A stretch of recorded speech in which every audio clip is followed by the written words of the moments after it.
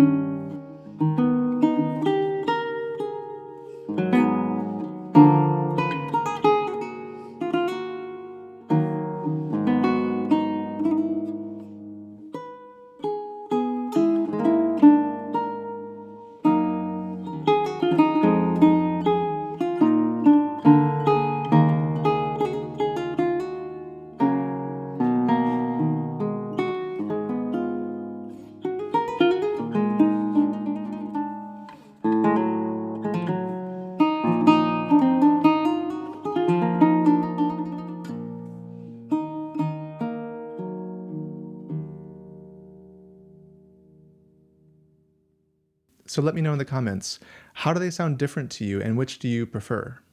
Personally, I have to admit that I've been playing the classical guitar and the guitar in general for much longer than I've been playing lute, especially Baroque lute. This is a very new instrument to me, which I haven't put many hours in.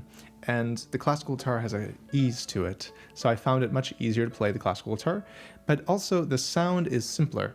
It's much darker, rounder, and a simple sound because of the single strings.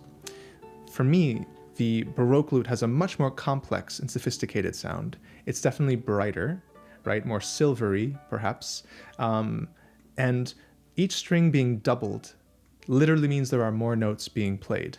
For example, on a guitar, when you play a bass note, you would just hear the low note, like this. But on a Baroque lute, all the strings are doubled. That's why I have so many pegs here. There are 13 pairs of strings, and all of them, except for the first two, are doubled. So instead of playing as it would sound in a classical guitar, I actually have an octave of each. So I play them as one to make a very thick, powerful sound, which is also even more powerful because these bass strings have added length to give them more of a kick. Another interesting thing is that although I find the guitar version easier, it's also more difficult in some ways because the left hand has to do a lot more work. With this instrument, the lower strings are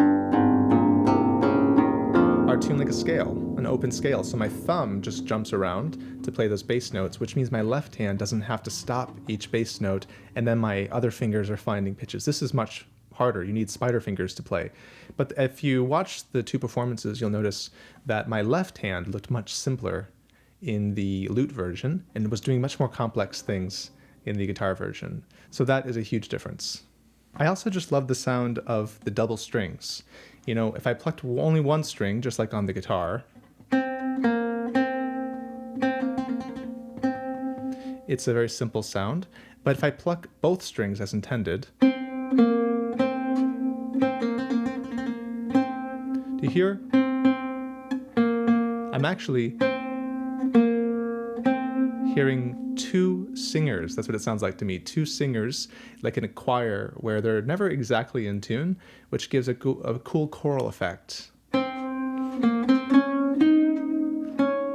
It's gorgeous. Today's video is brought to you by Classical Guitar Pro. That's my brand new online classical guitar course, which is 6 hours, 53 videos. It's a whole curriculum designed to teach you what you would normally learn in the first 6 months to a year of classical guitar lessons. So if you want to learn classical guitar but are stuck, struggling reading music or struggling to learn the techniques, check out classicalguitar-pro.com to learn more. Now back to the guitar. Besides the advantage of this being slightly easier to me, in terms of the sound, I find it so much more harp-like, warm.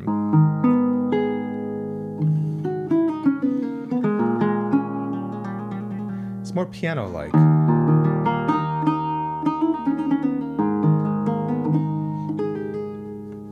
And that clarity, that warmth is so beautiful. How can I not love that sound?